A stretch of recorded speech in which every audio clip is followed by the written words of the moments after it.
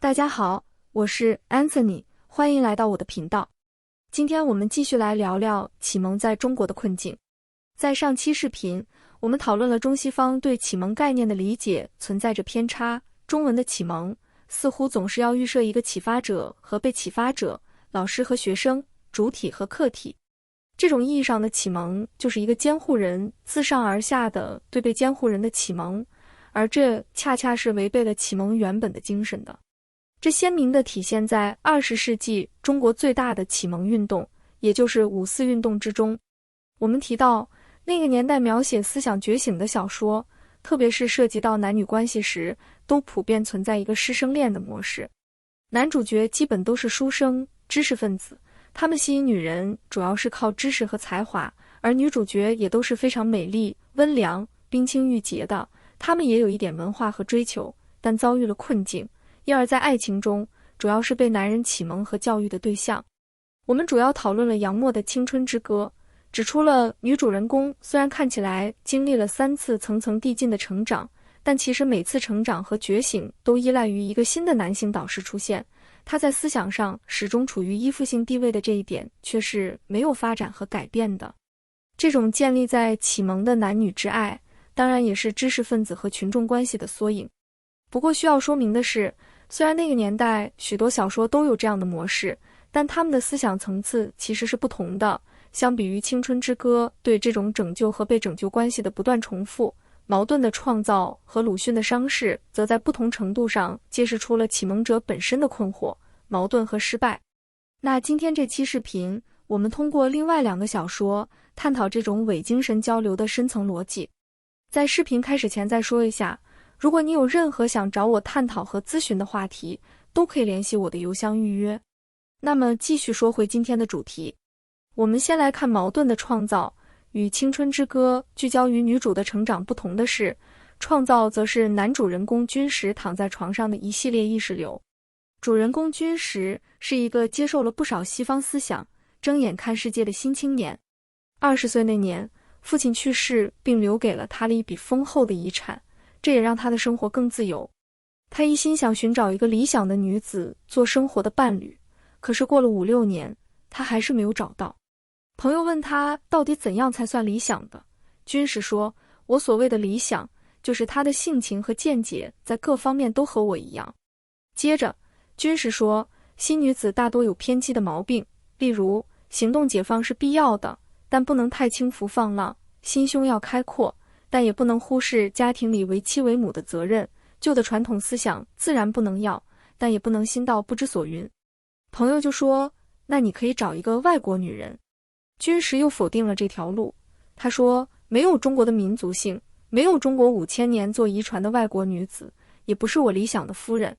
总结起来，就是我要全新的，但是又不带有危险性。于是，军石终于意识到，自己要找到的是一块混沌未凿的璞玉，要由自己雕琢成器。社会既然不替我准备好理想的夫人，我就自己创造一个。我们说，军石显然不认为自己是那种守旧的传统男性，他认为自己文明、进步和现代，自己需要的是一个新时代的女性，但他真正期待的仍然是一个温顺、乖巧，能够配合他的计划来生长的人，哪怕这个女人有一点大胆、进步和叛逆的气质，但那只不过是为了给男人带来一点新鲜感、刺激感和成就感的佐料，不能当真，不能真的超过男人。实际上，军石的这种对女性的期待本身仍然是非常传统的。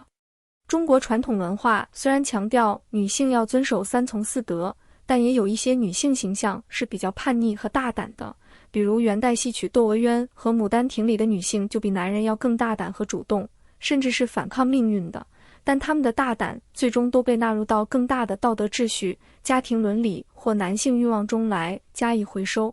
再比如，中国传统文人一直都有一种才女审美，这些才女可以吟诗作画、谈天说地，在这种情况下，男人也可以允许他们的风趣机智超过自己，但这不是建立在一种对普遍性的人格结构的尊重之上，女性终归还是要识大体的。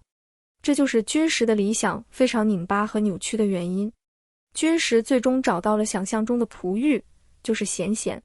贤贤文化不多，但有很好的学习能力，在短短2年里，他就读完了军师指定的书单，对于自然科学、历史、文学、哲学的常识都有了一定了解。贤贤最初不喜欢政治，以政治为着物，军师认为不懂政治的女人绝不是完美的，于是他要贤贤阅读各种政治理论，每天还要评点国内的时事，他来纠正。经过3个月的教育，他终于把贤贤领上了政治的路。于是当他们一起出门游玩时，在那些高等华人的队伍里，贤贤展现了自己优雅的举止、受教育的谈吐、广阔的知识，这让军师感到相当有面子，感慨自己的创造有了成果。虽然作者并没有具体介绍贤贤的谈吐和才华是怎样的，但我们可以想象，贤贤的这种所谓的广阔知识、受教育的谈吐，应该也是表演性质的，因为他的学习过程似乎只是单方面被军师所灌输，他没有什么机会去自由思考、联想和表达，没有联系自己的体验。这就让我联想到现实中见到的很多人，他们看起来很博学，但其实是没有自己系统的见解的，只是机械地复述某些理论，不能做到自由的拆解和联系概念。正如我们在12月1日的这期视频里所提到的，人只有先经历一个唤起大量感觉，并且大量吸收知识的阶段，才谈得上甄别，才能构建出系统的严谨的思维能力。而这种大量吸收知识的状态，需要一个人感到自己的主体性被承认和信任。当启蒙者只是按照自己的理想去塑造一个人时，那么这只能培养出一种肤浅和表面的东西。这种才华的表演性很强，尤其在公共领域中，容易让人误以为这是思想深刻的表现。当然，军师也并不具备欣赏独立人格的能力，他所谓的现代和自由，不过是一种时髦的点缀而已。一旦这个现代女性不愿被他塑造，她就会受挫、失落和疏远。很快，军师就发现了这一点。他感到原先的贤贤有着道家的出世思想，于是他苦心诱导贤贤看进化论、唯物论和尼采的书。虽然军师并不认同唯物主义，但为了治疗贤贤的虚无主义的病，必须用唯物论的猛药。另一方面，军师感到贤贤有着过于娇羞的问题，这让他在床上感到无趣，于是他诱导贤贤要主动和热烈，结果贤贤变得比他的欲望更强烈。最后，贤贤越来越喜欢出门社交，越来越不耐烦地听他说话。他感觉贤贤的确是很容易受外界影响，这本有利于他创造，但这也意味着贤贤同样容易受到李小姐或者其他思想的诱导。他发现他只是自以为自己创造成功，几年来的塑造都是白费的，这让军师感到绝望、苦恼和受伤。故事以贤贤离开了家门，不再愿意等待军师为结尾。矛盾的这篇小说成功展现了一个启蒙者的焦虑和失落。当启蒙的结果是自己失去了学生，被学生所否定，那么自我存在的支点在哪里呢？作者的本意似乎是想表达，革命一旦发动就不可阻挡，好像是站在女主角的立场歌颂革命，但我们也看不出女主到底成长和觉醒在哪里。她只是离开了军师，不再崇拜军师了，但也可能只是受到别人的引导，就像《青春之歌》的女主一样。另一方面，作者对启蒙者的这种自负也没有明确的批判，他只是用了意识流的写法，让我们跟随军师的主观世界，一点点感受他从高傲到失落的变化。语言上是带有惋惜的，非要说的话，他也只是展现了对启蒙者的自恋受挫的一种共情，并没有在思想层面有明确的反思，这就使得他在思想上与鲁迅的《伤逝》有明显的差距。《伤逝》是一部篇幅更短的小说，它不是一个成功启蒙者的骄傲，而是一个失败启蒙者的反思，是男主人公的忏悔录。整篇小说就是涓生在破旧小屋里回忆起和子君的恋爱，以及这段恋情是怎样走向破裂，最后导致子君的死亡。他们的故事一开始就非常五四。涓生是一个新文化青年，追求自由，反对旧礼教，鼓励子君从专制家庭中逃出来做自己。在涓生的支持下，子君和旧家庭决裂。最开始当然是甜蜜的，他们谈家庭专制，谈男女平等，谈泰戈尔，谈雪莱。子君温柔地听涓生侃侃而谈，于是两个人相爱同居，试图过一种自由恋爱的新生活。但很快问题就来了，他们没有稳定的收入，要靠娟生一个人写稿。子君成了一个整天忙着做饭、洗碗、照顾鸡和小狗的家庭主妇，两人也越来越少交流，越来越多争吵。爱情的火焰慢慢被生活的琐碎一点点熄灭。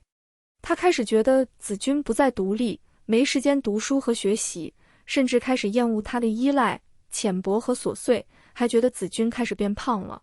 他觉得自己为他付出太多，如果自己一个人的话，生活本不成问题。最后，娟生终于说出了那句话：我已经不爱你了，但这对你反而更好，你可以毫无牵挂地做事。他以为自己只是在真诚地表达，以为子君会因此而获得自由，但子君却面如死灰。他默默离开，回到专制的父亲身边，最终死去。小说的最后，娟生回到了他们相识的地方，一间寒冷破旧的屋子，开始了他的忏悔。他误以为将真实说出来，子君便可以毫无顾虑，毅然前行，但却使子君毁灭。他发现自己只是沉浸在启蒙者的身份认同之中，他并没有与子君建立深入的链接，而只是按照他预设的理想，鼓励子君去反抗家庭，逃离父权，建立所谓的新生活。然而，当现实的压力到来，子君从理想中的新女性逐渐变成一个忙于操持家务、满脸疲惫，变成了一个琐碎、抱怨的女性时，娟生就对她失去了兴趣。她开始挑剔子君，觉得她变得没有见识了，只会为小狗悲伤，为柴米油盐烦恼。她把这些都归因于子君的不成熟，而不是自己在感情初期就投射了一个虚假的理想形象。最后，当她不爱的时候，她仍然选择用独立和自由来为自己开脱，希望子君能再勇敢一次，就像她离开原生家庭那样离开他。这依然是一种推脱责任的说辞，她既想摆脱这个关系的负担，又想保留作为启蒙者的优越姿态。我们当然不能说一个人在恋爱中不能改变心意，或者说一旦在一起了就必须爱对方一辈子。娟生的问题并不在于她不爱了，想离开，而是她对这段感情的建立方式以及她离开的方式本身充满了问题。她和子君的感情一开始就是一种自上而下的启蒙关系，她不断讲述和教导，而子君不断倾听、点头。她不是在和一个真实的人恋爱，而是在和自己理想中的新时代女性恋爱。她爱上的是那个被她启发、因她而觉醒的子君。当进入现实生活，当子君从一个被启蒙者变成一个忙碌的女人，娟生立刻发现她不再可爱，甚至开始嫌弃她缺乏见识。但这些生活正是她鼓励子君共同走进的。她没有考虑，在当时那样一个政治与经济都高度不平等的男权社会中，我是我自己的，往往不能转化为实际的支持网络和行动能力。她所谓的说出真相，不过是把真实的沉重甩给了子君。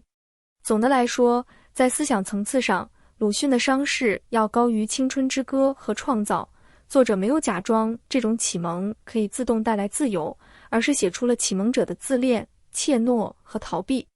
鼓励别人自由和独立当然是不错的，然而一个人应当清醒地意识到自己的投射和幻想，意识到自己在关系中的责任，不应轻易地把自己塑造成救世主。不过，伤势也只是从消极的一面表达了反思和忏悔，他并没有描写出真正平等的情感关系应该如何展开，没有描绘一种双向的彼此理解与成长的对话式启蒙，甚至连子君的内心世界也主要是通过娟生的视角间接投射出来的。伤势是对启蒙神话的深刻解构，但还没有提出一个可以重建信任与平等的模式。这个话题我们以后再慢慢探讨吧。今天的视频就先到这里。如果你有任何的困惑和问题想和我交流，直接联系我的邮箱就好。比如你希望和我讨论某篇文章、某段话、某个视频、某种社会现象，或者你的日记，都可以提前把相关的文本发给我，我会在正式交流之前读完。或者你希望和我讨论你的人生经历、困惑和情感，都是可以的。如果你对隐私性、安全性、付款和通讯方式有任何疑问，也请及时告诉我。如果你无法付费或无法加入会员，也请联系我，我会提供其他方式。详情请参考这张图片。我会把这期视频放在心理与教育这个列表内，同时也推荐大家去看我这个列表内的其他视频。感谢大家的收看，再见。